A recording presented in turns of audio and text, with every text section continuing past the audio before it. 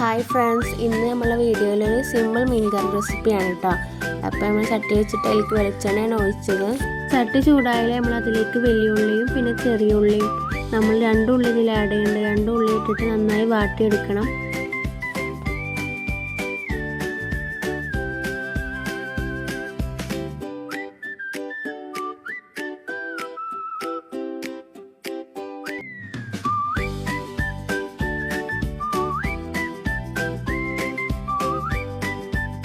ഇതിലേക്ക് നമ്മൾ വെളുത്തുള്ളി ആഡ് ആക്കുന്നുണ്ട്, ഇഞ്ചി ആഡ് ആക്കുന്നില്ല. ഈ 3 ഉള്ളിയും കൂടി നമുക്ക് നന്നായി വാട്ടിയെടുക്കാം.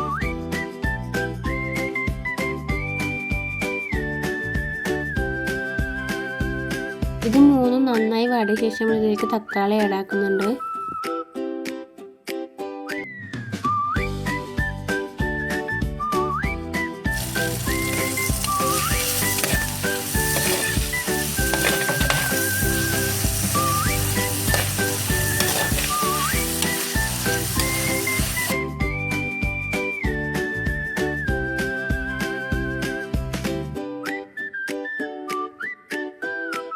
നമ്മുടെ ഉള്ളികളും തക്കാളിയൊക്കെ വാടിയ ശേഷം നമ്മൾ ഇത് മിക്സിയിലൊന്ന് അരച്ചെടുക്കുന്നുണ്ട്.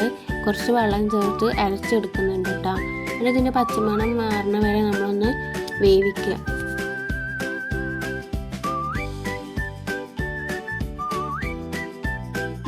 അതിൽ പച്ചമണം മാറിയ ശേഷം ഇതിലേക്ക് മഞ്ഞൾപ്പൊടി 1 സ്പൂണ്, പിന്നെ മുളക് പൊടി 2 സ്പൂൺ ചേർക്കുന്നുണ്ട്. പിന്നെ മല്ലിപ്പൊടി ഒരു 2 സ്പൂണ്. ഈ മുളക് പൊടി അത്യാവശ്യം എരിയുള്ളതാണ്, അപ്പോൾ 2 സ്പൂൺ മതിയാവും. ഇനി നിങ്ങൾക്ക് എങ്ങനെ എരി വേണമെങ്കിൽ അതിനനുസരിച്ചിട്ട് നിങ്ങൾക്ക് എങ്ങനെ വെച്ചാൽ മുളക് പൊടി ആഡ് ആക്കാം കേട്ടോ. പിന്നെ ഈ ടൈമിൽ തന്നെ നമ്മൾ ഉപ്പും ചേർത്ത് നന്നായി മിക്സ് ആക്കുക. പച്ചമണമൊക്കെ മാറി നന്നായിട്ട് വേവിച്ചെടുക്കണം കേട്ടോ. പിന്നെ ഈ ടൈമിൽ തന്നെ നമ്മൾ പുളി വെള്ളം ചേർത്തിട്ട് ഒന്ന് ലൂസാക്കുക. പച്ചമുളക് നമ്മൾ ഇട്ടിട്ടില്ല ആദ്യം, അപ്പോൾ പച്ചമുളക് ഇടുക, നന്നായി വേവിച്ചെടുക്കുക.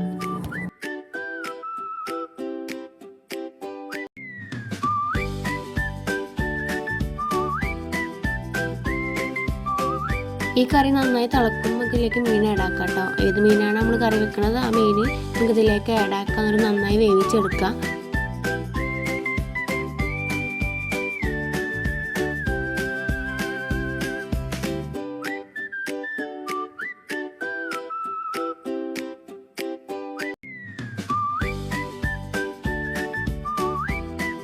അടച്ചു വെച്ച് വേവിക്കണം മീൻകറി. ഒരു 10 മിനിറ്റ് കഴിഞ്ഞ് നമ്മൾ മീൻകറി റെഡി ആയിട്ടുണ്ടാകും. മീനൊക്കെ നന്നായി വെന്ത് കിട്ടിയിട്ടുണ്ടാകും. അപ്പോൾ മീൻകറി ഇത്രയേ ഉള്ളൂ. റെസിപ്പി സിമ്പിളാണ്. എല്ലാവരും റെസിപ്പി ഒന്ന് ട്രൈ ചെയ്ത് നോക്കുക. ഇഷ്ടപ്പെട്ടാൽ സപ്പോർട്ട് ചെയ്യണേ.